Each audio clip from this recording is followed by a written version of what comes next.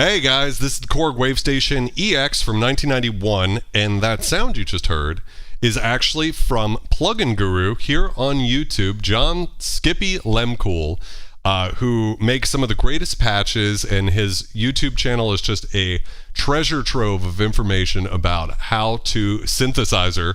And he actually worked on the original WaveStation from 1990 along with Dave Smith, and also worked on the KORG WaveState. And with the WaveState SE and WaveState Mark IIs coming out, I thought it would be a lot of fun to go back and check out some of his custom patches he made for the WaveStation back in 1993. So these are not patches that came with the WaveStation. So let's say you have the WaveStation or the WaveStation VST, because all of these patches will work with that too.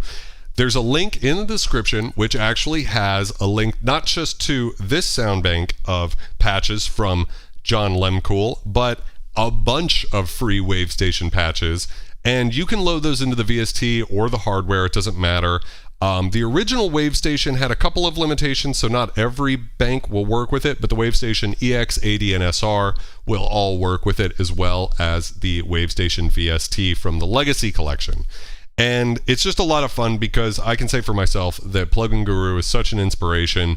I learned synthesis through watching his videos of Camel Audio's Alchemy and Spectrasonics Omnisphere way back in the day, and that's what got me into synths. And nowadays, it's just a lot of fun to actually have a piece of hardware he worked on way back then, 30 plus years ago, and to check out some custom sounds. So I found these online, like I said, links in the description, totally free by the way. And yeah, it's just going to be a lot of fun to check all that out. And so let's move all the way back to the first sound he came up with, and this one's called Smoothie, and I think it has a certain kind of sound you might recognize.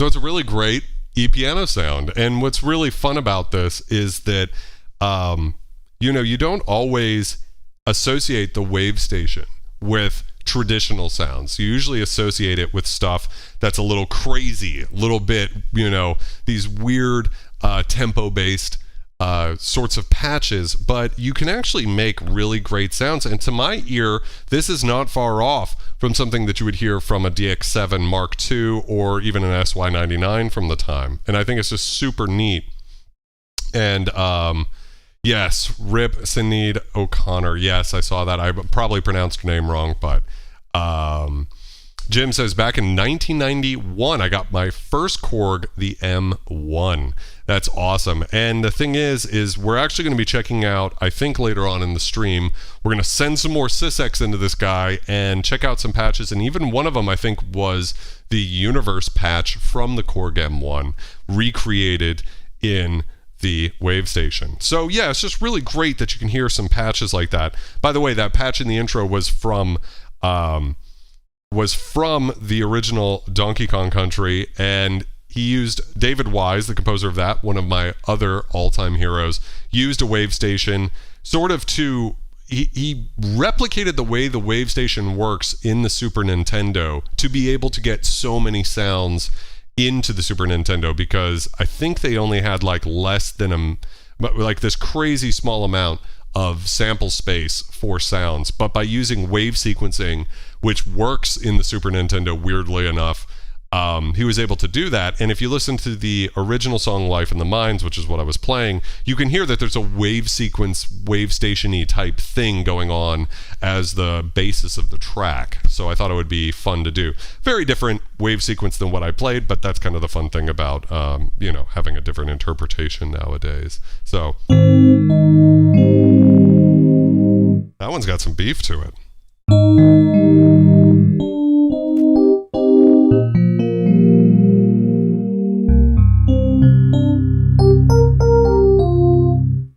much more beef than this one. See, that has that like more tinny sort of DX7-y type thing. That's lush.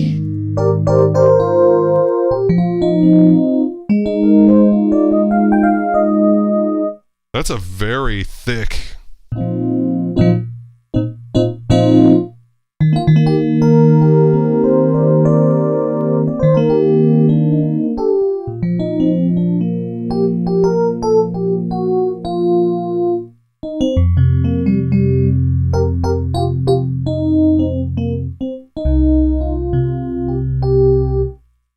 I don't think I've quite sparked Dubstation's lust yet, though. This one's called Digi Piano Plus. This one's really cool because it's got this, like, phase string sound going on kind of in there, too.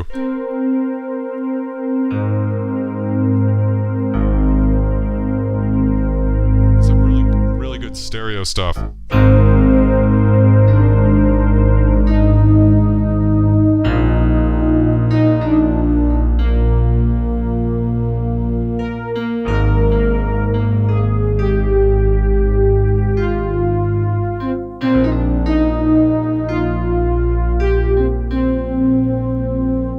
Yeah, just really a really great sort of 80s type of sound. Michael Mays, welcome to the stream. How's it going, my friend? My gifted talented class had one back in 96. That's crazy. I used it to make what I thought was a scary song on a 4-track.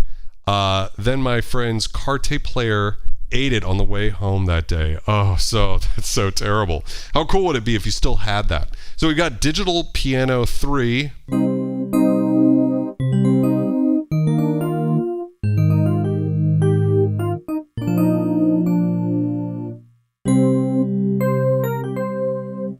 Yeah, actually, also a very useful one. What I love is how different each one of these sounds. Like, so if I just play a minor chord with one, with another, that's gorgeous, with another. This one's almost really like got this beautiful high glint sound to it. 40 Thief says, speaking of video games, there's a great video on the making of Streets of Rage 2 on YouTube. They talk all about the synth architecture in the Sega Genesis. That would be awesome. Go ahead and drop that somewhere so I can check it out, 40, because that would be a lot of fun to go through. But yeah, Jamie says, I'm thinking there's a little doggy Hauser in there. I don't know what that means exactly. All right, so now we move into some bass patches that actually are here. And again, I'd just like to say all these patches are free. Go ahead and get them in the description. And they're a lot of fun, you know?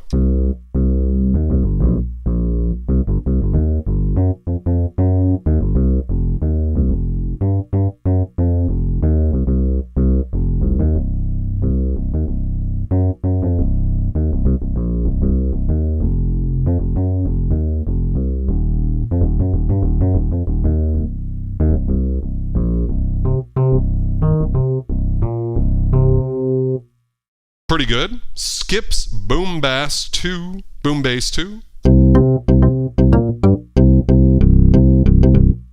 Ooh, that's got some real.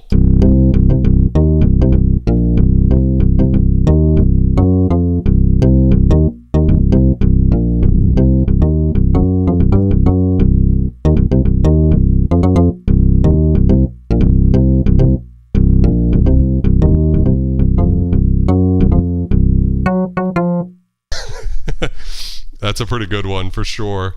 Let's see. That old early 90s TV show is a sitcom called Doogie Howser. Wow, I have never heard of that. It is almost a slap bass sound. Doogie, I see. This is called GRP bass. This almost has like a Reese kind of quality to it.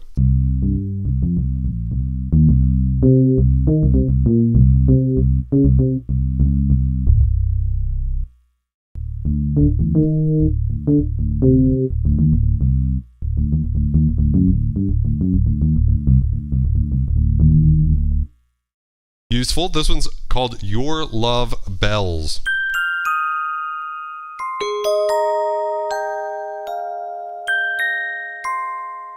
Has almost like a little bit of a toy box kind of element to it, for sure.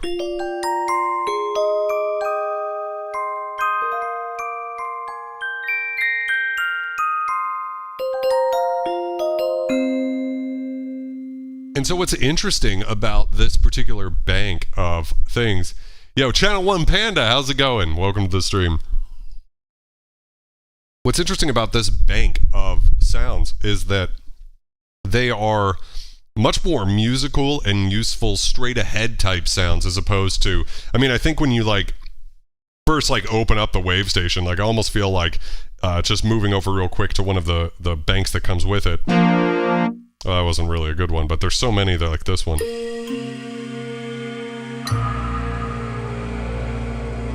That just take you all the way into, you know, these like crazy sounds that no one had heard before in 1990. And so for me, I think it's really cool that Plugin Guru actually programmed some stuff that was kind of like useful that you could use in place of, you know, a DX7 or something like that. But it still has that unique WaveStation-y thing. And that's like my biggest beef with the WaveState is that although it's really amazing, I mean, it's a triumph of a synthesizer. It might be one of the most important synths to have come out this decade, but it doesn't quite have some sort of the magic sound that I hear with the WaveStation. Bad Luck says, this thing is sick, I need to use the VST more. Well, the patches that I'm playing tonight are free and do work for the VST, Lux, so it's definitely worth checking out. But there is something... There's just something about the WaveStation sound.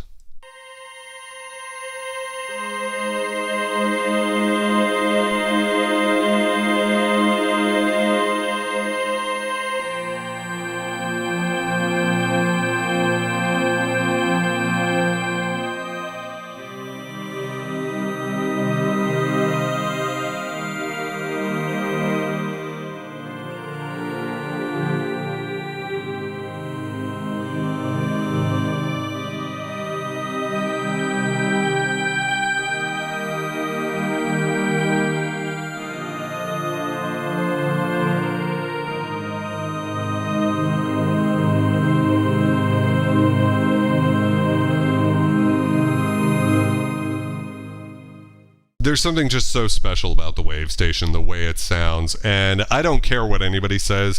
To me, there's something about the hardware, and these things are super cheap too, because they sold so many of them. A lot of the time, there are so many of the greatest synthesizers. Like, so for instance, let's compare this to Dave Smith's synth that he worked on right before this, because Dave Smith worked on the WaveStation. I don't know if everybody knows that, but after Sequential Circuits went under, it was acquired by Yamaha, which had a controlling stake in KORG at the time, so they moved him over to a team working on the WaveStation, and also like the SY35 and a few synths like that.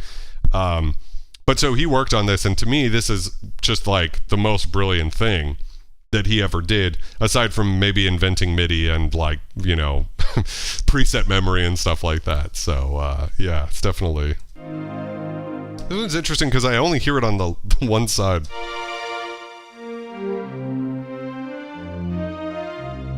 I don't know if you guys hear that too, but for whatever reason, I'm not getting it out on this one patch. Doesn't seem to work. It could be my synth, because this one's, you can see this synth has some serious battle scars. It's been through some shit. So let's see. Let me catch up with the chat real quick. Michael says, the M1 WaveStation and Prophecy were some of the dream synths of the 90s. I have the VST of the WaveStation. Someday I'll be able to afford the other two and have the 90s dream. Yeah, and the VST is a great thing, by the way. I love how the hardware sounds, but truthfully, I can't really say... the VST is just so effective because you've got so many patches in there.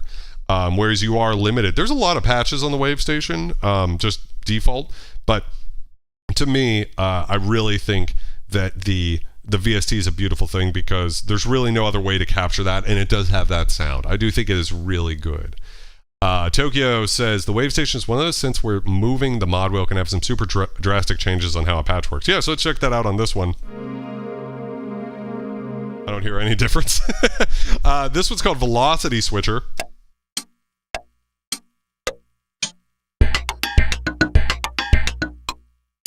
It's interesting what velocity you give it.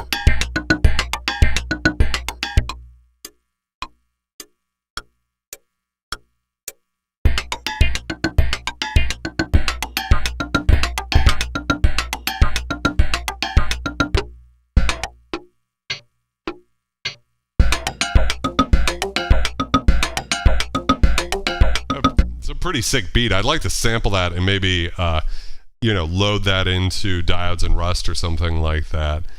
Johnny, welcome to the stream. How's it going, my friend? He says, I like KORG bass presets. Yes, so they even made the mini log bass, Jim says, I'd love to get my hands on a KORG Oasis. I agree with that.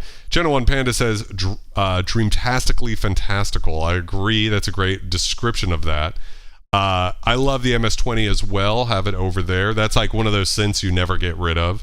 Dubstation says, I mean, Dave Smith pretty much invented the modern polysynth, so there's that. That's what I'm saying with preset memory with the Prophet 5. I mean, essentially, there would be no synthesizer market as we know it. All of the synthesizers in this room are, in one way or the other, affected or inspired by the Prophet 5. So there's really, it's not a thing. I'm glad to hear you're doing well, Johnny. This one's called Mr. Funkster.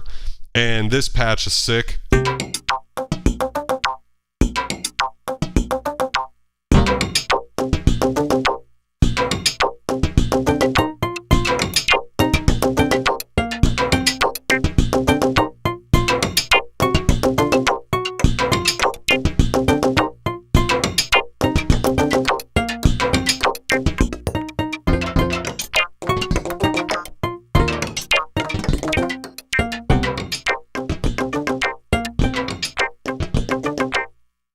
And what's maybe not obvious about the WaveStation is, unlike WaveState, AT, Mark II, and SE, we actually have no sequencer in the WaveStation.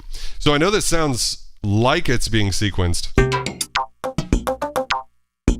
but it's actually not. In some sense, it's not. What's going on is it's just a sequence of samples that's being played, and there's no real control over that.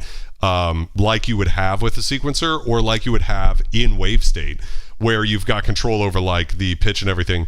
What you have, you do have control, but everything's kind of, the way to think about it is like WaveState's divided into lanes. So you have like a lane for pitch, a lane for, like where the hits are, whatever the fuck you would call that, and things like that. Whereas the WaveStation, every single sample in the wave sequence is sort of like the duration and everything is like stored in that. I believe I'm saying that correctly. I'm not always the best with sometimes the technical description.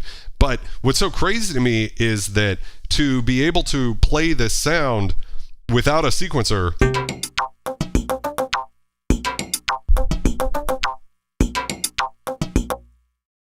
it's just like such a crazy thing to think about what this must have been like in 1990. Ricky, welcome to the stream. The KORG O1W Pro is way better than the M1. Coming in with the spicy take. First comment of the night. Agent, welcome to the stream. How's it going? Yes. Let's see what else is in the chat. Agent says, I love the WaveStation. Never owned one, but regularly, or played a friend's back in the day, and now I have the VST. It gets used regularly. So these patches are from Plugin Guru, as you guys would know him on YouTube, also known as John Skippy Lehmkuhl. And they're free, so the link is in the description of this video, Agent, and you can use them with the VST. That's one of the coolest things. I wanted to show this real quick. Just a quick thing with the WaveStation. I am not a programmer when it comes to this guy. But something that might be useful is, maybe you want to use this wave sequence, but it's at the wrong speed or something. So under the patch, if I go to edit and I go to, let's see here, patch, and I go to waves, and then I go to wave sequence, utilities, I know it's a bunch. The trick here is the compress expand time is the value that's at the bottom, and it says on the screen here, I know you guys probably can't see it on stream, but if you just follow my instructions, it says compress expand time values by, in this case, I have it by 90%, which I think is going to make the values shorter. So I actually want to set that up to, let's say, like 110%. That should slow it down. And then I press the compand button, which means compress expand. So I'm going to do that. And we should be able to hear now that that we've slowed down this particular patch, which could be a super useful thing, because one thing that's also not obvious about the synthesizer, if you're coming from the future, you're used to things like WaveState, which can be everything's just like synced to the tempo of your DAW or your master clock, whatever you're using. In this case, it's not like that. So you have to really kind of think about this stuff ahead of time and adjust those parameters. And because, like I said, I believe the time parameters are actually stored in the individual waves of the wave sequence as opposed to a lane like in WaveState. You know, to adjust the time, they came up with this clever way by going into, again, like the wave sequencing utilities and the compound expander, where you could adjust the time of all of them, which is super cool. A really good way to do that. And here's another thing that sort of gives away that there's no sequencer involved here. On WaveState, if you play a note, you play something else, it can be all attached to one tempo. So when you press that key, you're starting a tempo, right? It's starting right on the beginning of that measure, and then everything else you play is going to be played like that. You'll notice that when I'm playing, no matter how well I play, there will be messed up notes, and not just because I'm terrible at keys, but because it's just virtually impossible to get this perfect, where sometimes you'll hit two notes together and you won't hear any phasing or anything, but like that time I could hear it. That's a good one. That's pretty good. You can hear it sloppier now.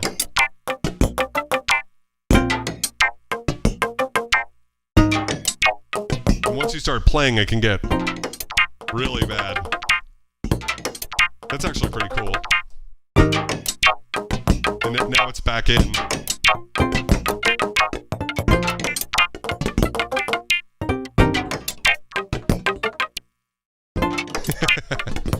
You know, so you sort of get this thing where it's like, it's pretty chaotic. So anyways, I just wanted to, while we were on a patch like this, sort of go over that quick little trick. This one's called Rude Dog. Wow.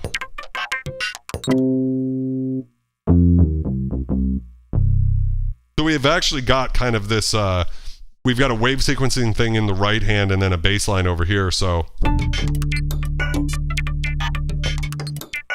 it's interesting because it's got this almost like polyrhythmic thing going on.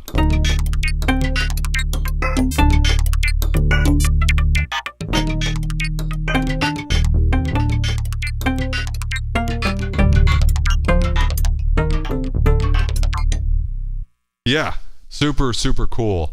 Let's see. Patrick, welcome to the stream. How's it going? Possibly a silly question. I have the VST and just bought a WaveStation. My favorite thing is the random button. Anyways, can you send patches from the VST to the hard synth? I don't think so. I don't want to promise you can't, because someone smarter than me has probably figured it out. Sorry, I just needed to intoxicate there for a second. I believe what you can do is, so for instance, Patrick, these Plugin Guru patches, links in the description, you can load these patches into the VST. I don't think you can edit patches in the VST and then export them into the WaveStation. That would have been amazing if they let you do that. And quite frankly, I'd probably be more interested in learning how to program this guy if I could do it in the VST. Because, like, you know, one of the things with like vintage synths is like buttons don't always work and shit like that.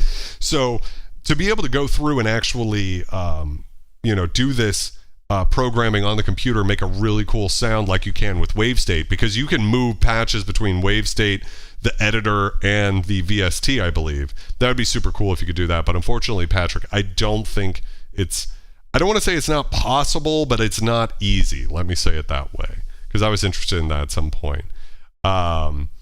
Let's just see what's going on in the chat. Jim says, I've learned the Log SDK programming oscillators for the KORG Minilog XD. Yeah, so this might be the time, Jim, to re-implement the WaveStation into the Minilog XD. That would be super cool. Agent asks, was it different than the 01 WFD? Okay, you guys are talking about those guys with the 76 keys. Zap says it sounds awesome. Dubstation says, if I had to retain and repeat that sync process to someone, I would sound like Bevis. Yeah, so Moving on here. This one's called Europa Tandem, and it's a super cool one.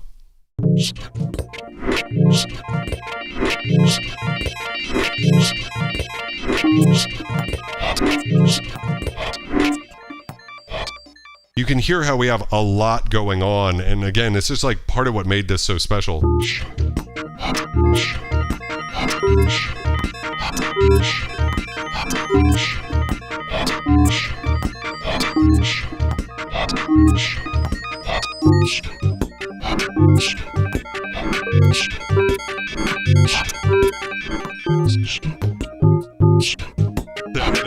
I had to restart there because I was getting off.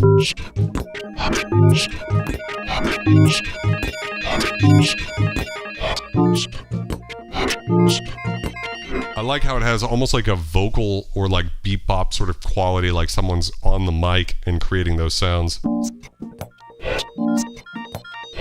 Like breathy sorts of sounds. It's super cool. Something worth saying too is WaveState has all of the original WaveStation samples in it. So you can, in theory, recreate Ski Jam and all of those other famous presets, but I don't think it's been done a whole lot. And I never understood why they didn't launch the WaveState with that kind of just set up. I understand that Korg's looking towards the future, and I like that about it, but the two things I didn't get is why you didn't have the patches, the WaveStation, since they already more or less had them kind of set up in the WaveStation VST. At least maybe just like the default patches. You don't have to give every single RAM card that came out. So this is just Europa now. Versus this version that has this little glinting thing. Which is nice because it, you know, if you just wanted that one layer. This one's really great. It's called Seabell Orchestra.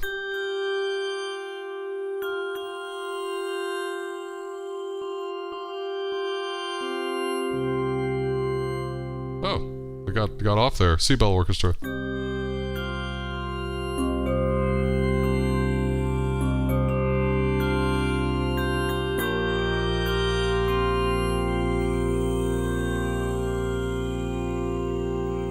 I just love the way you get these little interesting sounds that kind of creep their way in.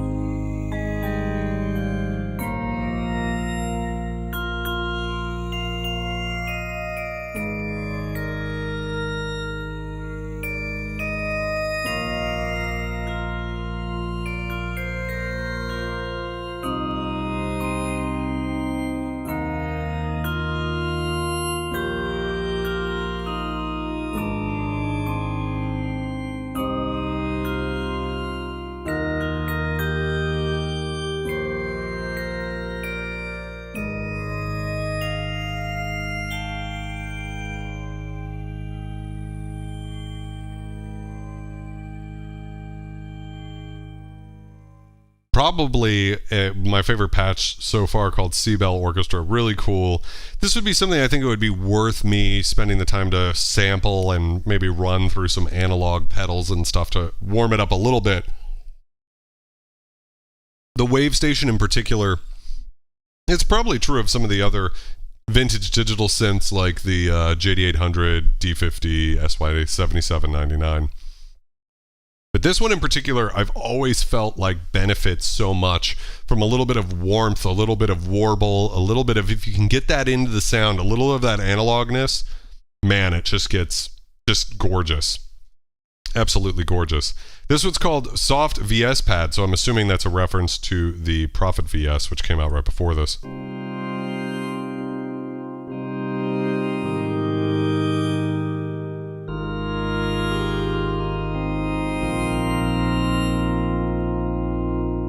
Very cool, big sound. Let's see.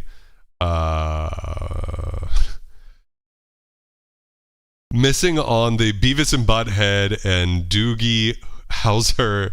Yeah, I'm not pronouncing shit correct, Dub. Am I Gen Z and am I dyeing my beard gray? No, I'm just dumb.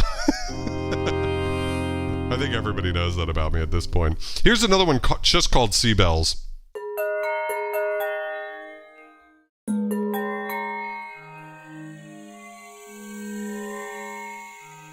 That's a very WaveStation-y sound. Where we can kind of have a sound that starts off being pretty good, you know, or starts off good. They're all good, but starts off very kind of normal or what you would expect.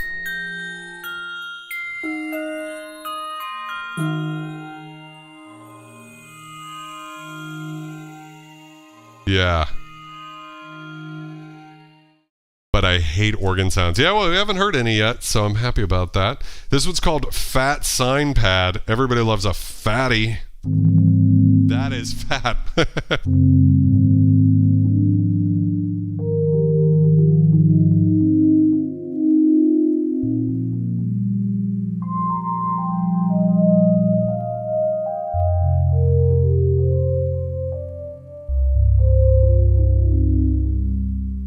That is so thick.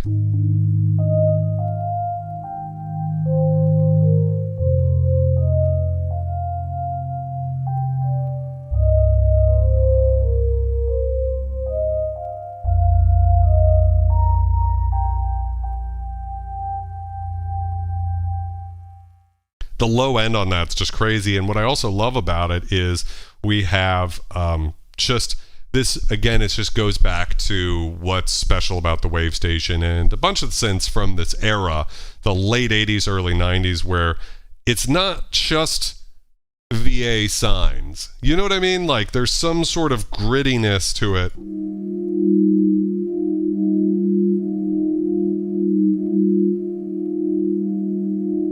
I haven't been using the joystick at all. Just something about it. Here's Ionosphere. Here's the starting patch.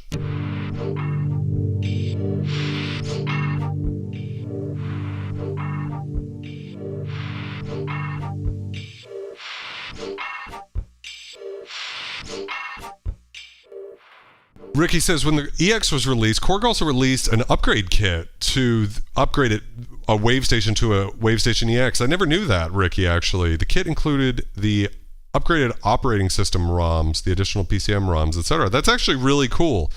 So that's another little bit of tidbit of history we can talk about here. Which is that... I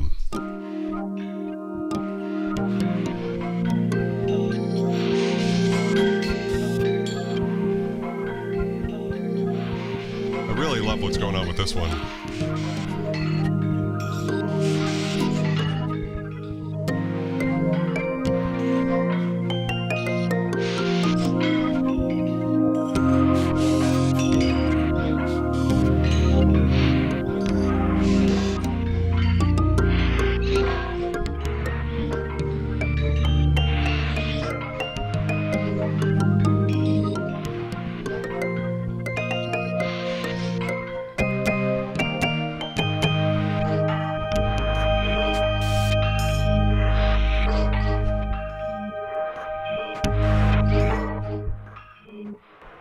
Yeah, if that to you doesn't sound interesting, I don't know what the fuck is wrong with you.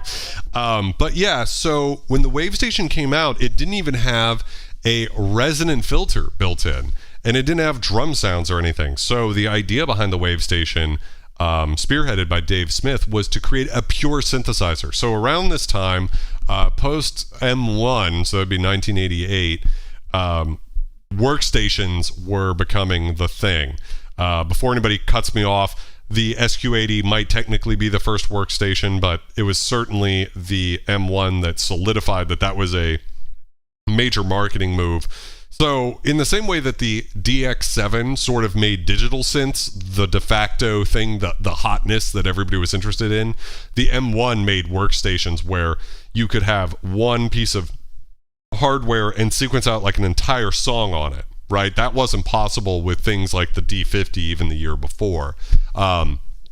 SQ80 might have technically gotten there first, but the point is that the M1 really solidified it in the market as the way forward. And then we entered the dark ages of workstations, really from 88 onward all the way up until relatively recently. I mean, workstations were basically it until Korg, should get the credit for restarting the analog revival with things like the Monotron. But for the longest time, there weren't really, that's why there aren't as many vintage synths from the 90s and 2000s that are as coveted, especially the 2000s. At least in the 90s, you've got the virtual analog synths that were very popular, lead all the way up to the Virus TI2, which I forget which year that came out, but that's basically the end of the classic VA era. But there's nothing wrong with workstations like Oasis and Kronos and all of that. But what Dave Smith wanted to do with the WaveStation was create a pure synthesizer, something that's really a synthesizer and not a workstation. And so for that reason, there were no drums built into the WaveStation. There was no filter. There was no piano sound. And it all fit on a 2 megabyte bit of memory. So that shows you how small and low res the samples were. They could fit all of these samples on here because they're just these little slices of sound. And I think that's beautiful and special. But Korg had to cave to market pressure, and so the EX actually has an additional 2 megabytes of basically drums, the piano, and the resonant filter that they added to it. And that sort of finished off with the WaveStation EX, and then all subsequent WaveStations have had those features as well. So it's just an interesting little piece of that thing. This one's called Jupiter Dream. So let's see here. Let's play in a different key for a change. I sometimes get lazy and play in the same keys a lot.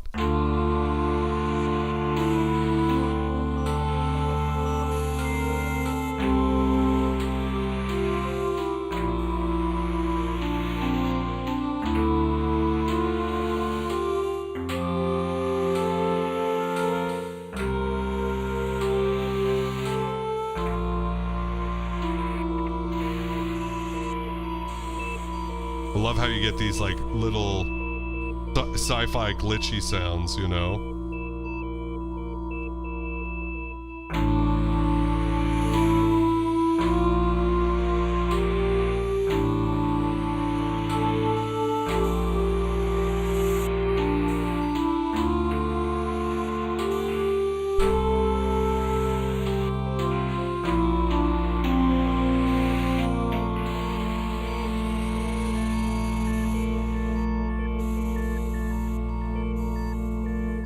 To me, that's a very special patch. It has a certain sound to it that I think is gorgeous.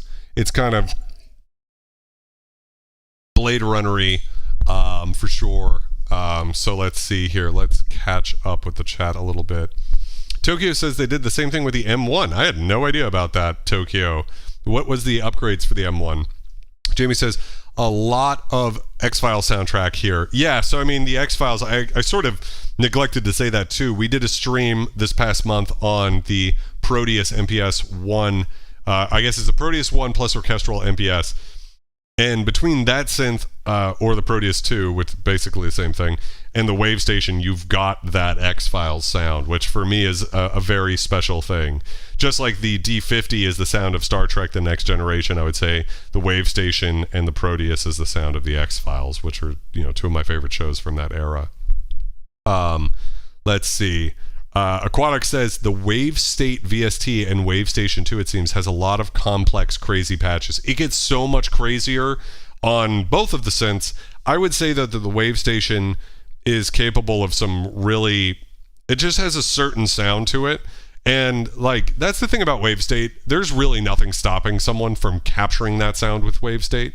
But I just wish they put, a vintage knob or something on it that gave it that, low fidelity character. That would have been really cool, for sure.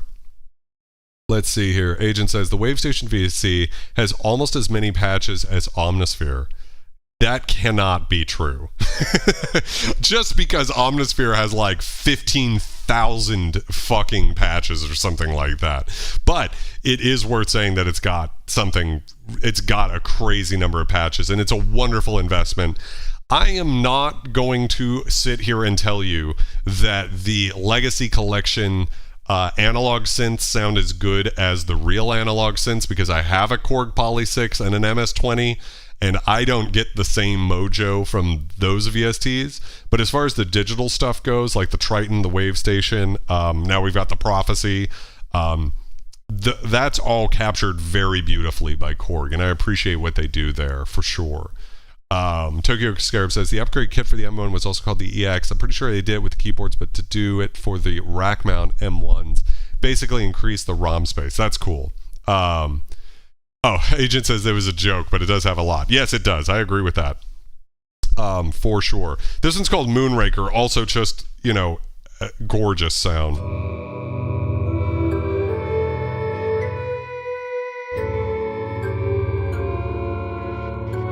I have to remember how to play notes.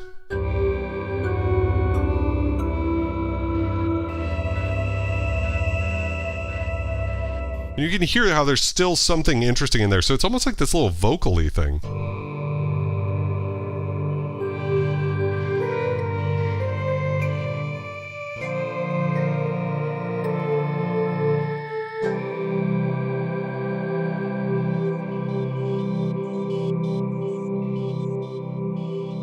What I love about the WaveStation is how you can play something and then all of a sudden it starts to sort of morph and you can get these infinitely interesting sounds. Like, it's kind of boring, and then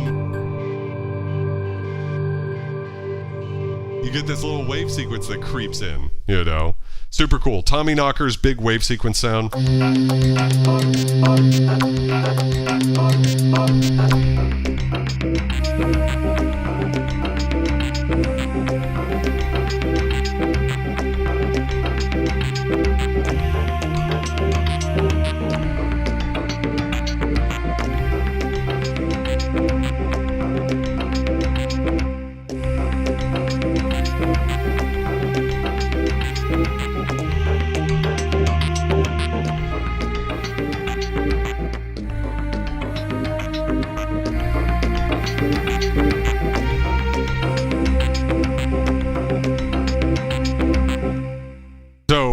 Aquatic, I would say that's like your kind of typical WaveStation-y type sound, very similar to Ski Jam in a way, but just where you've got this like crazy amount of motion going on. We have a split here where we've got this nice vocally.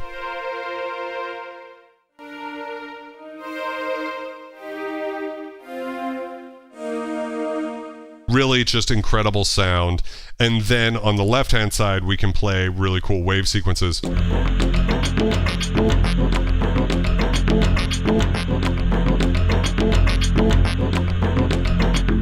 Like, how fucking nasty does that sound? And that's, here's the thing. Like, I use the WaveStation VST too. It's just so good. It's so quick and easy.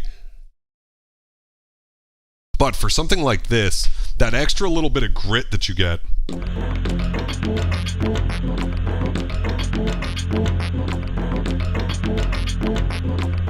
Have a great night, Autumn.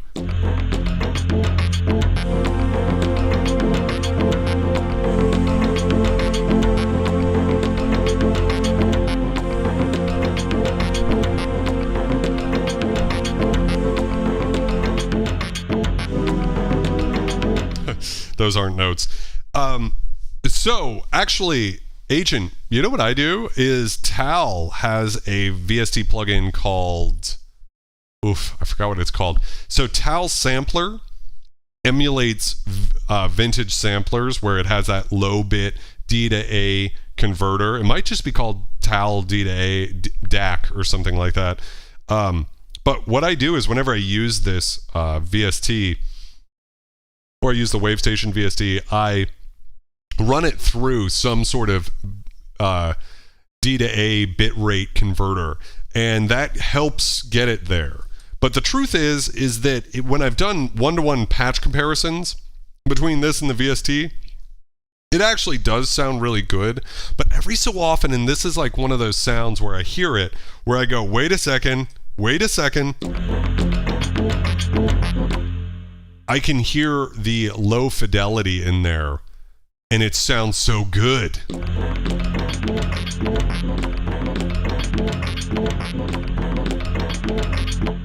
Dubstation asks, what happens if you turn the wave sequencing speed as slow as it can go? Well, why don't we do that?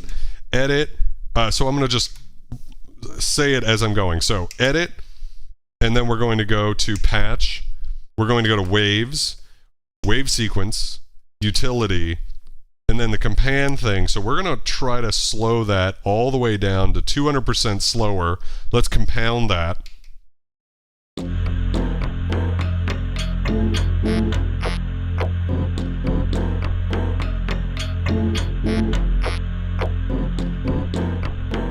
Let's see if we can do it again and compound it again.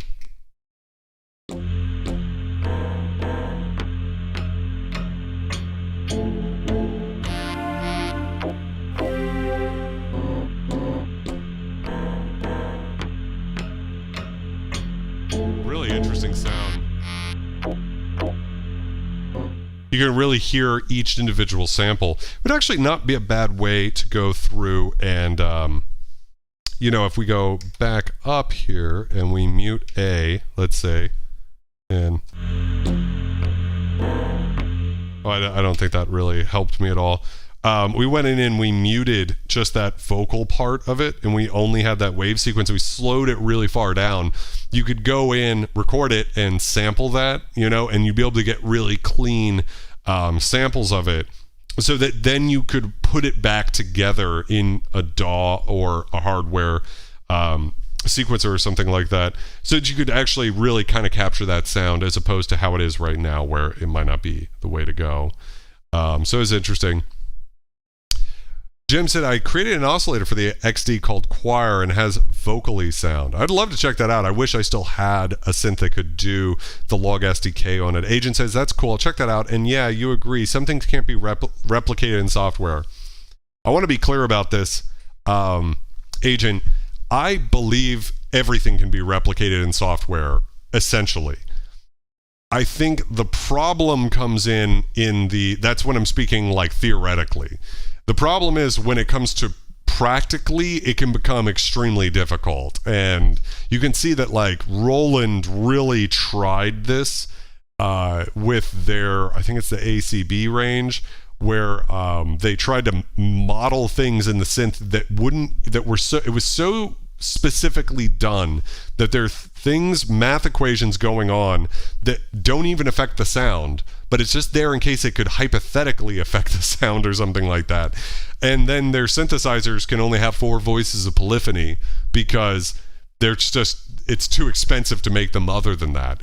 And so there is a sense in which sometimes software can't quite get there.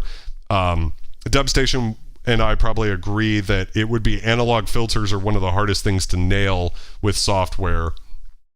It can be tough, and when it comes to the implementation, it can be tough. But yeah, I do think at least it should be possible. Jim says, it sounds like a sound like in the movie The Abbeys. I don't know that one. Anyways, moving up, let's go ahead and... that was that. So... And it says, by John Skippy Lehmkuhl, copyright 1996. Oh, maybe this was from 96. Real Cool Productions, Los Angeles, California. Super cute. And I love that it's called Real Cool, Kuhl, from his name, Productions. Nowadays, of course, he goes by Plugin Guru. In the past 30 years, he's rebranded once, which is pretty incredible. So, yeah. Real quick here, if I, go over to just like a standard wave sequence thing from the WaveStation. This is the, from The Abyss. Oh, I love that movie.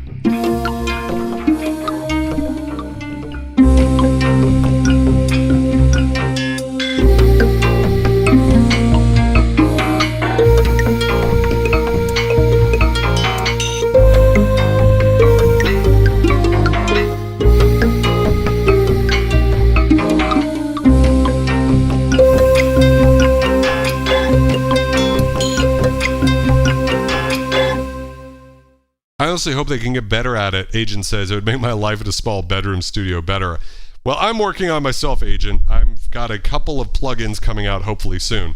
Okay, so what I'm going to do is I'm going to step away from the computer real quick, or I'm moving over here so you guys can see what I'm doing. But I'm actually going to go to MIDI. I've got MIDI aux open, and I'm going to send a new sysx file. This is one that I wanted to really try out. I think Paul is the one I wanted to do. Go look here real quick. I've got it all set up here. Some kind of fun things here. Yeah. I wanted to check this one out. So again, I'm moving over briefly. It's going to take just a couple more seconds for the sysx to go. I think it probably has already. That's actually how quickly you can send sysx to the WaveStation. And I spent forever, guys, trying to figure out how to actually like set the WaveStation up to receive sysx, only to realize all you have to do is send it sysx. It's as easy as, it's not like other synthesizers where you have to put it in some sort of mode to receive it. So I wouldn't be surprised at all, Jim, if, actually the Abyss, I want to say, was before the WaveStation came out. It was somewhere around that time, might have been before. But anyways, if I go to, let's see here. Let's see, okay, that doesn't look right. RAM 1. Yeah, here we go. Yeah. So this is the Paul's library of sounds. So again, if you go to the link, these are free patches, and these seem to be highly rated. I saw some stuff that was like DW8000 versus PPG sounds, so I want to check it out. And that's kind of the point of the stream, is just to hang out and check out some patches. Hopefully you guys find some of these cool. This one's called New Piles.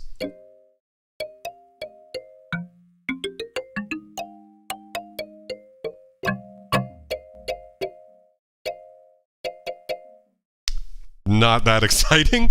Pile sequence 1.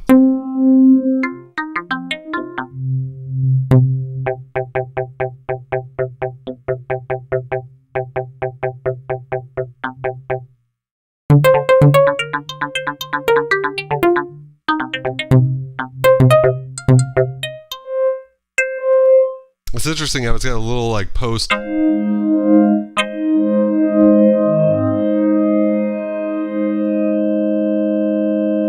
Yeah, it just like runs through that wave sequence once. Super cool. Here's Pile Sequence 2.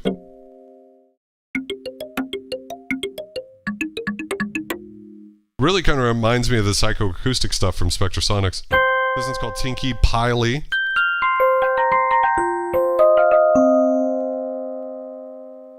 You know, kind of standard stuff. Pile Driver 3. Ooh, kind of like a techno percussion thing.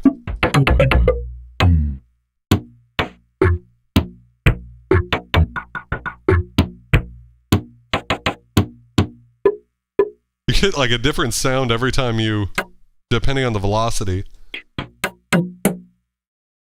Agent says the Abyss was 89. Yeah, I thought the Abyss might be a little before. Roland D50 kind of had pseudo wave sequencing in it. So did the SQ80. Could have been used for that. So it's called Strangely.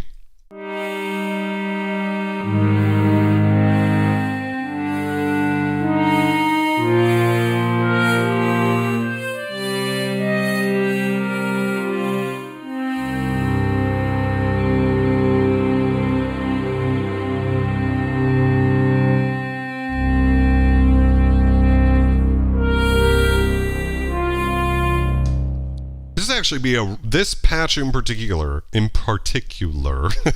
would be a patch that I think would take effects really well. If you add some distortion and delay and reverb, like a really fucking huge reverb on it,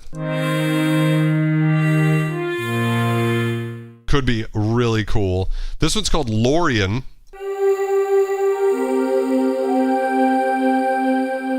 That's very nice. I love how you get those little pitch bends in there.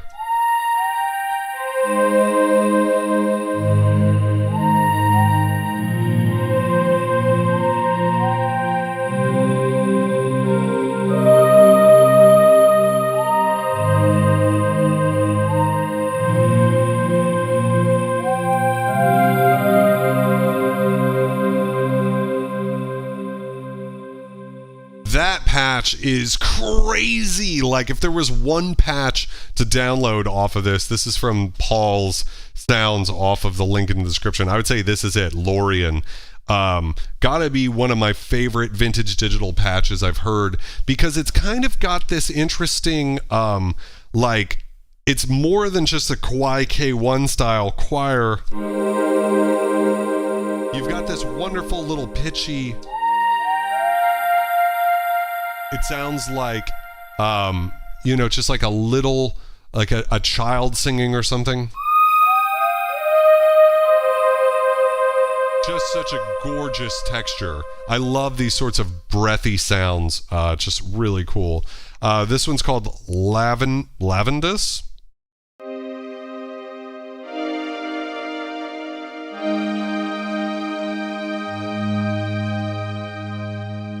Kind of like a nice string pad. Poseidon's pad, let's check this one out.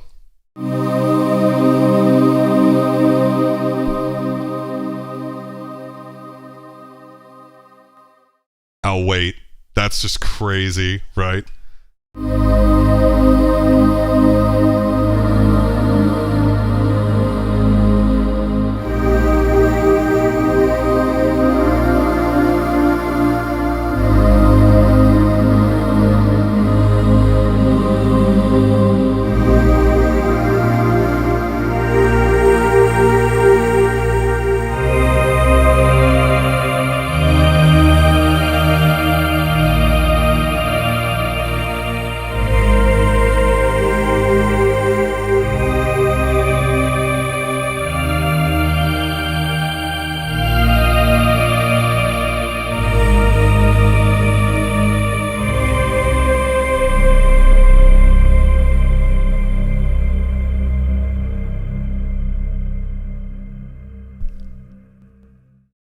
Oh my god.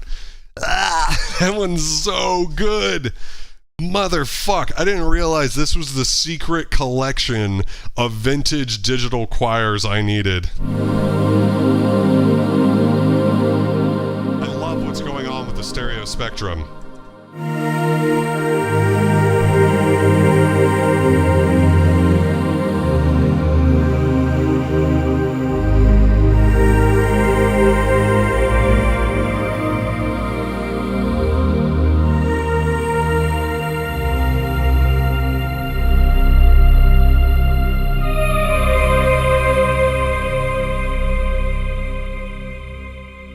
Yo, what is up with that patch? That is really cool. Very, very cool. Wave Sequencer, welcome to the stream. How's it going? How can I not watch my first own synth? Still have it. Still a powerhouse for pads. Well, obviously from your YouTube handle, Wave Sequencer.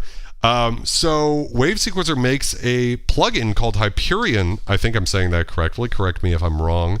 But it has wave sequencing in it, I believe. We were talking about it online, and Wave Sequencer was kind enough to send me a version of it so we can actually check it out on stream. So we might even do that next week. Devastation says Poseidon is my favorite patch of the Nights by far. I agree with that. I think this is a special one that I need to sample and get out to you guys, because this is super cool.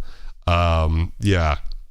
Something very neat. Wave Sequencer says the hardware has that low-end warmth that just doesn't seem present on the plug-in version. Yes, I agree with that. Yeah. Oh, Aquatic has a Hyperion. That's so cool. So I think we're actually going to check it out on the stream sometime. Hopefully next week even. No promises though. You know, life is chaos. I always have to kind of like figure out what's going on. So anyways, this one's called Drawn Bell Gasp.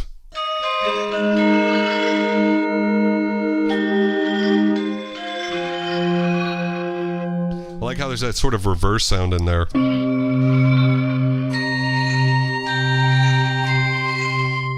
I think for this one I wouldn't play it all together, but just to have one of these like little ghostly bell sounds.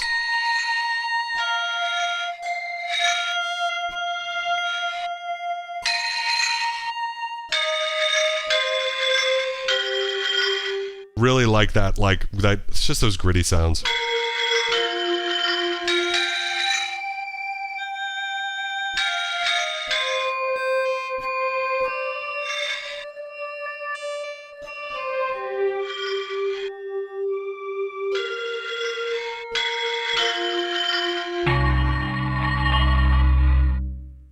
just such a typical WaveStation-y type sound. This one's called Deep Kingdom.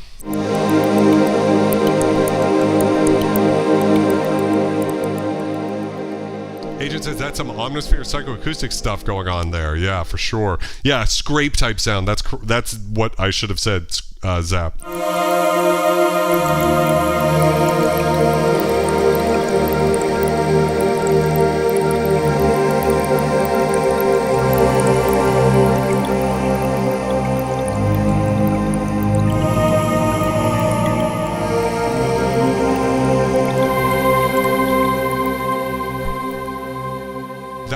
Stick sound like tickles my brain for sure. Moving along, this one's called Rich Papper. And again, maybe that's what's so interesting about the WaveStation too, is that every so often you forget that it can kind of do these more traditional type sounds.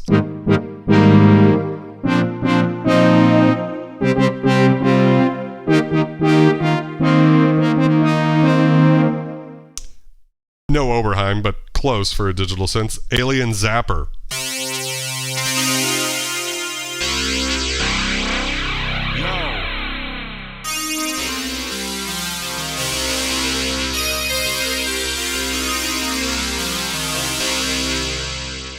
Actually pretty cool for being such a bright thing.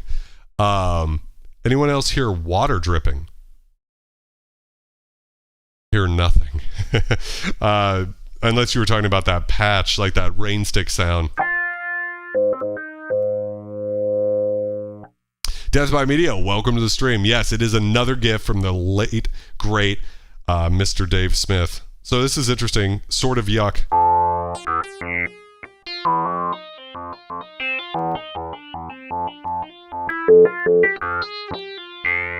Really interesting, sort of almost 303 type thing. I wonder if I played it down there.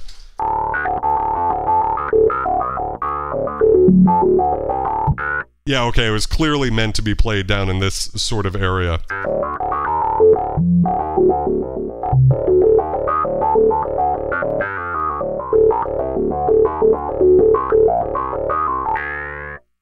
Yeah, pretty cool patch, actually. This one's called Dreamy Brass. It better not disappoint. Little bright. Little loud.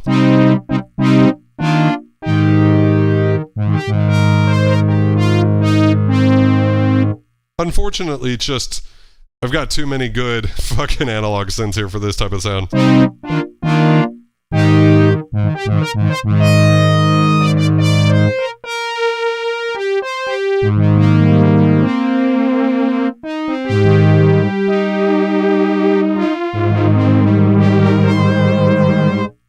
Yeah, good, but not anything to write home about. Whispers. Oh god, that one's terrifying. So cool. Wow, I need to sample that.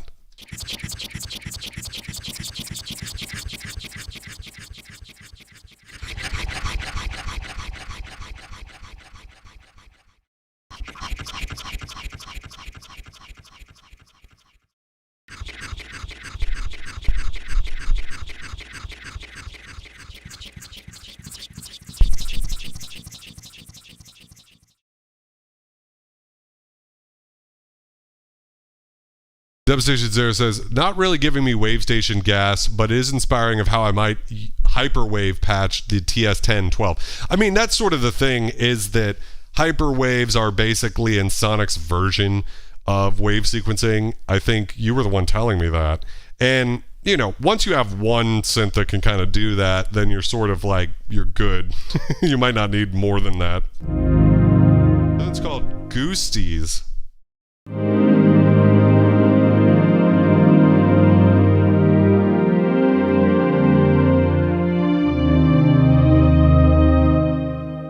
I don't love the ones that are as like, you know, just sort of like your typical thing. This one's called Goo 2. And I got nothing.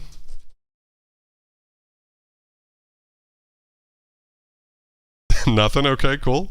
Could be my synth's problem. Every so often I have a problem with like a given patch. This one's called Vince's Kazoo. Wow, that's a certain...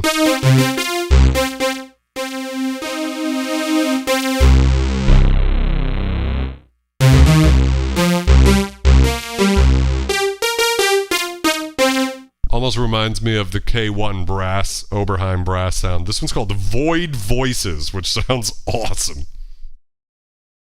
And I got nothing. Oh no, don't do it to me. God damn it. How can you not have void voices? Wow, this one's called Hey.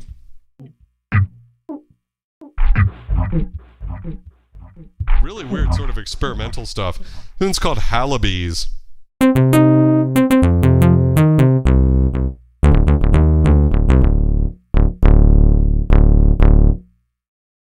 Oh, here we go. WaveStation Universe. So this is someone's attempt at programming the Universe patch from the KORG M1 into the WaveStation. So super cool. This one's for you, Jim.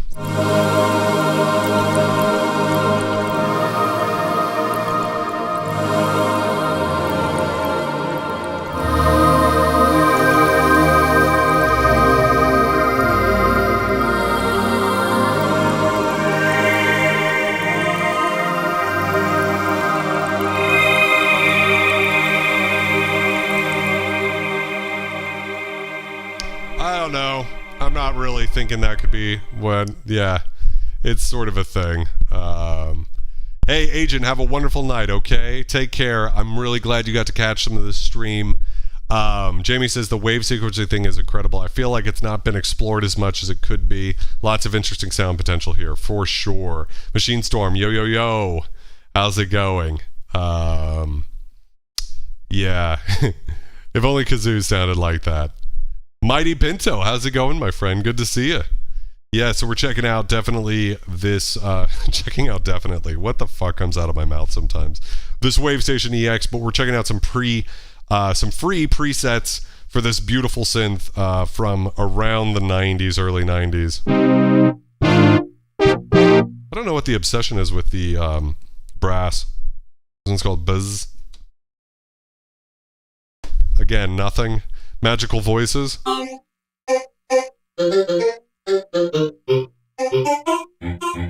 is interesting, it's so short, but I guess if you play it...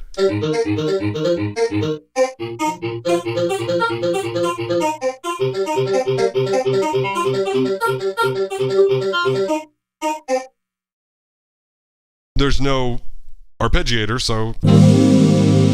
Oh, this is magical.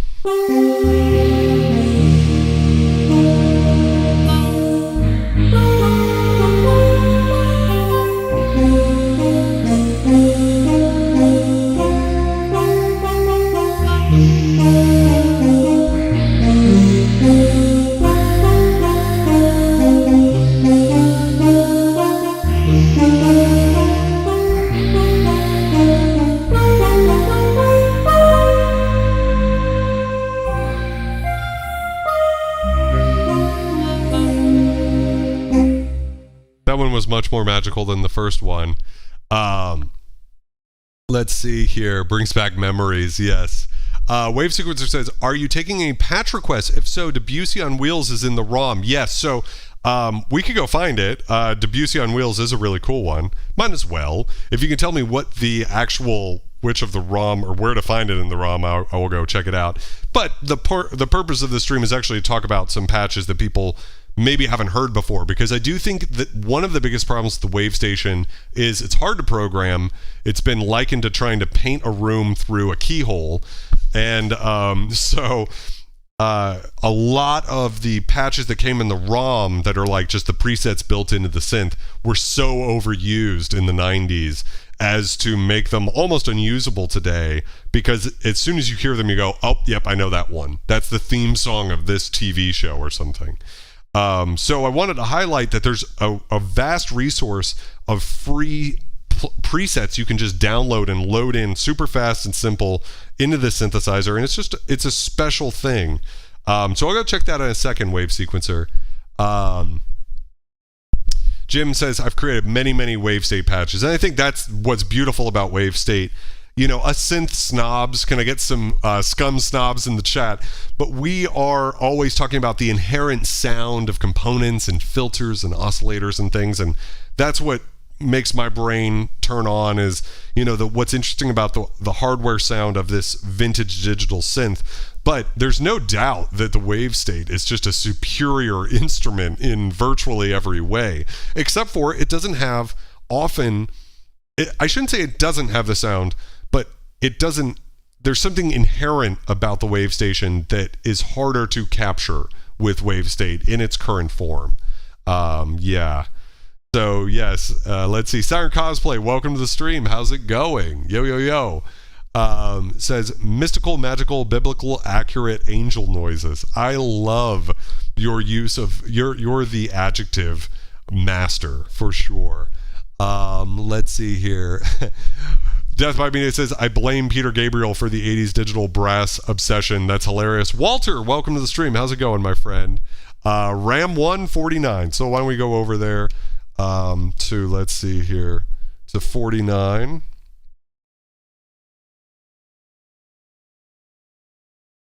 Why am I having trouble? Ram, what was it? Oh, it's Ram 149. Yeah, so I've overwritten that, sadly. So I can't do anything about that. Let's see. Oh, wow, we've got a lot of stuff here. Let's keep going here. So we got Baba. That's definitely... Yeah, we could do that, right? Baba. Analog Gone Mad.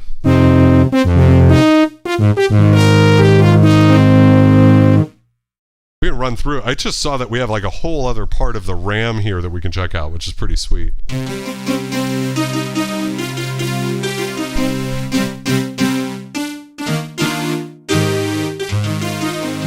So it's called Analog again.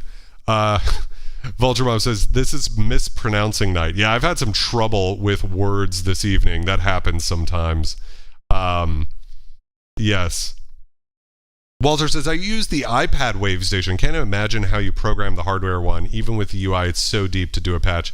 Here's my biggest problem with the way the WaveStation is when it comes to programming is the fact that the wave sequences,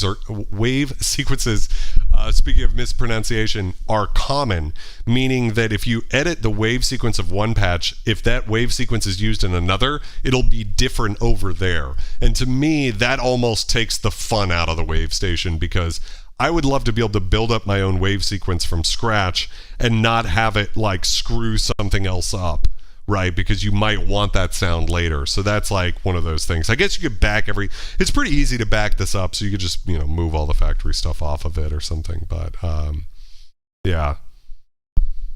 Jim says, I love mine, but I think the XD is so much fun as far as creating new oscillators. I can only imagine. Siren says, it's definitely a festive day. Glad for these funky music noises. Wave Sequencer says, WaveStation is 8 layers of up to 4 oscillator patches. When using wave sequences with crossfade, it takes 2 voices out of 32. Polyphony was always the problem, for sure. Tokyo Scarab says, that's why you need to get a memory card for the WaveStation. I actually have one right over here. You can use KORG M1 cards, actually. So let me see if I can get this in front of the camera here for you guys. Yeah, I have an M1 card here that you can use. They're the same. I had an M1 as well, and you could just swap the cards in and out, which is pretty cool. But yes, the WaveStation is incredibly deep. Machine Storm says, the Legacy collection is cool, but it's difficult to appreciate these days for some reason. There's just too many more VSTs since 2008. Yeah, I agree with that as well. This one's called Old Ones 4. This better not disappoint. I'm disappointed. Oh, you can't use like a Lovecraft reference. This one's called DW8000 plus PPG, so this better fucking not disappoint. You're kidding me. Okay, it's not the worst sound, but I was just expecting something.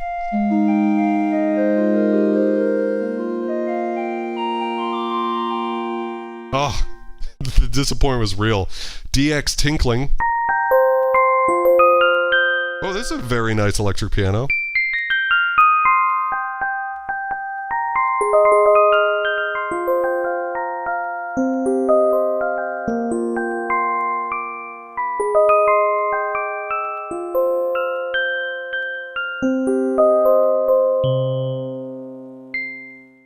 Yeah, I actually kind of like that. It's almost like a more emphasized version of the high tines patch from the DX7 Mark II. Fuck that. Soft Room. Basically the same patch. Check out CDs. Oh, I see. This has like some stuff, like the websites and things, so we can go back and go into RAM 2 and see that there's nothing in there. And then ROM. Okay. And then I think so we've covered all of those sounds.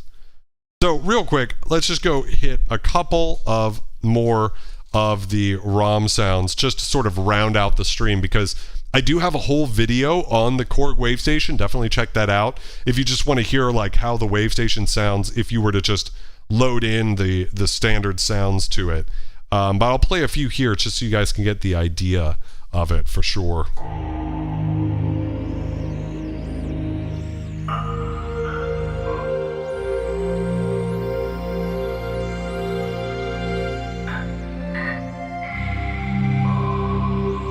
I know Pinto is so crazy. Mark, welcome to the stream. How's it going? Sorry missed a couple of weeks here. This made me realize how much KORG stuff I have. Yeah, KORG is... I've always been a fan of KORG because they've consistently put out market-changing products at a price that is still reasonable.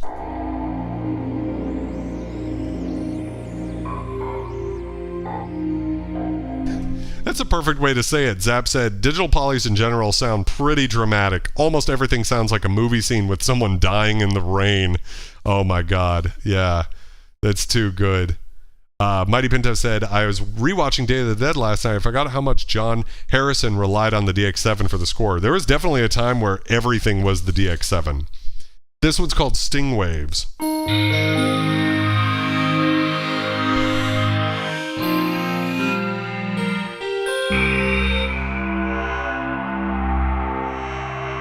Again, just like such a beautiful kind of WaveStation sound. This is Metropolitan. Fine, not that WaveStation-y. Mini lead.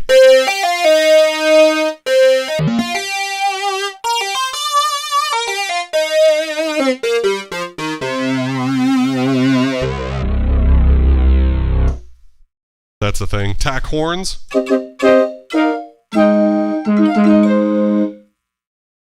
Guardians. Oh, this is a good one.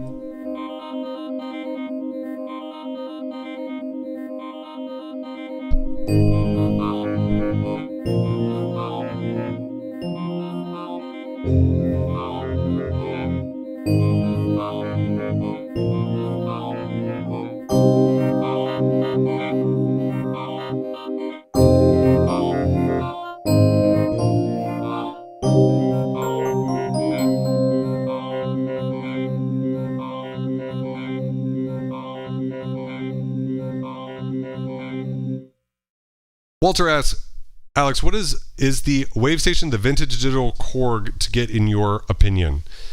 So a lot of people were talking about the KORG 01W earlier. I think I've got a lot of comments on my vintage digital, top 5 vintage digital synthesizers for the, what is it, the Yamaha EX5?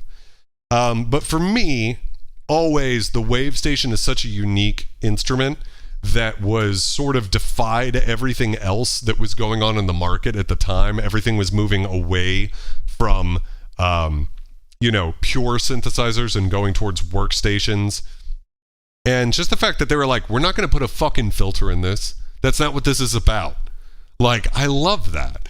And I just think it also, there's sort of an advantage to a couple of companies. Any company that's employed Dave Smith or Eric Persing has an unfair advantage because the patches are going to sound so good. And this is an example of that where, not that one in particular, Sandman here.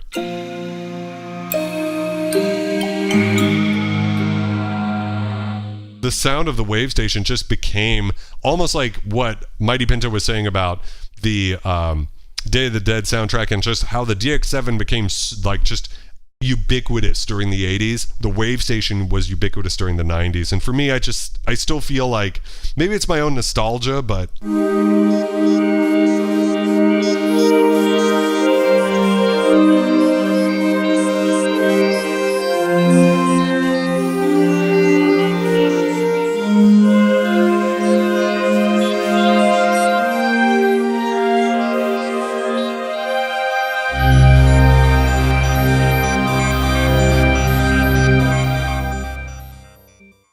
I hear a sound like that, it's just like instant nostalgia for me. And, you know, so anyways, to answer your question, maybe it would be for me anyways, but I could see an argument for the Korg M1 as well, for sure. It's just for me, not my synth as much.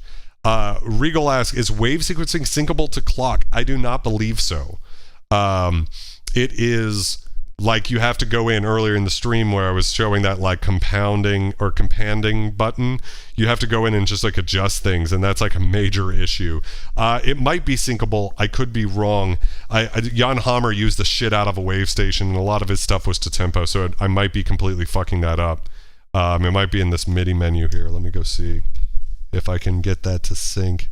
It seems like it would be possible to sync. The VST certainly syncs to tempo.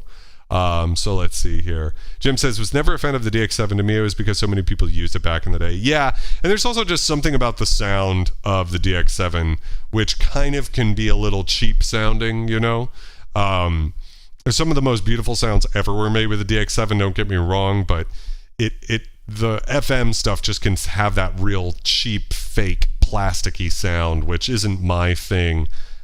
You know, you have a sound like this that has this like grainy, digital, noisy thing, and I like it.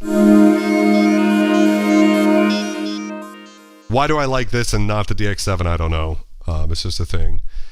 Panda says, I'm getting Pet Shop Boy vibes. Walter says, yeah, the WaveStation is a synth. I've never lusted after the M1 in the same way I did for a D50 for the same reason. Yeah, I think so. Wave Sequencer says, I think it was built on the same platform as the 01W analog filter was not an option anyway, but lack of resonance was a bit of a miss. I suppose so. For me, I like the fact that it was so unique. Machine Storm says, sample and hold patches always grab me by the gonads, kind of a weakness for sure. Death by Media says, fun fact, the old Power Mac startup chime came from the EX patch Sandman. That's correct. Yeah, so that was this patch right here. I don't remember what the notes are, but something like that's the Mac thing there. Super cool. Wave Sequencer says global pages has sync to MIDI. Well, there you go. He knows better than I do. Yes, pure FM needs effects. That's true, Walter. So you take a DX7 on its own, sounds pretty bad. You run it through an analog chorus into some reverb and delay, and all of a sudden it's gorgeous. So, you know, maybe don't listen to me. This is called Song Bells. A little too organy for my taste. Analog Punch. Definitely not analog. Cosmic Zone. I like this one. I don't think I would use it all that often, but what I like about it is it really lets you hear what wave sequencing is doing because it's slow enough so you can hear it step through all of the different waves in different octaves and maybe even different, different notes and stuff.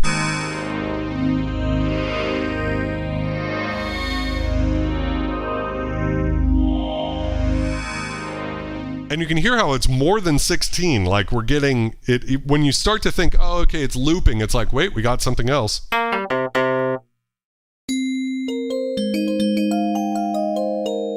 That's a beautiful toy box sound. Analog brass probably won't be analog sounding, unfortunately.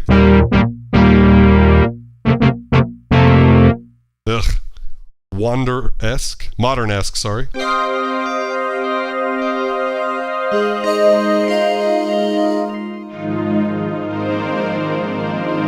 It's called Octave Strings, and it's just gorgeous.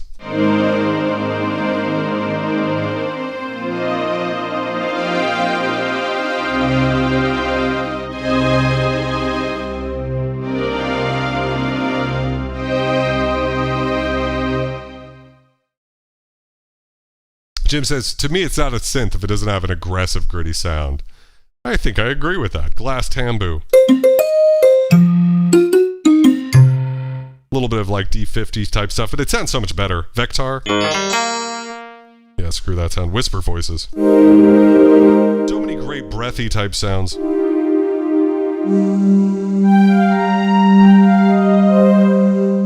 Will I Dream, I think is the name of the patch. It's my favorite breathy patch of all time. The only problem with it is that it is so slow, like it's such an evolving sound, it's hard to mix into a track.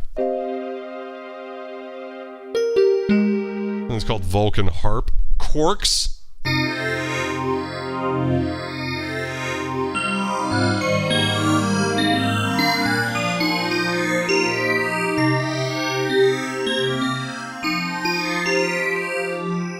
I'm wondering if Vulcan harp into Quarks. We've got some Star Trek fans here. Vocalize.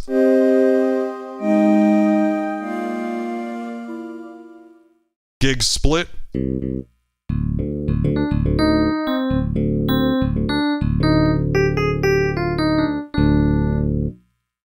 Touch brass. Wow. Pine piano.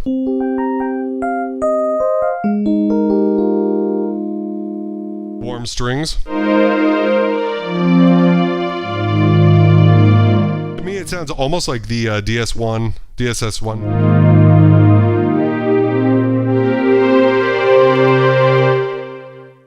Chiffy kalimba. Don't care about that. Northern Lights. This is a fucking awesome one.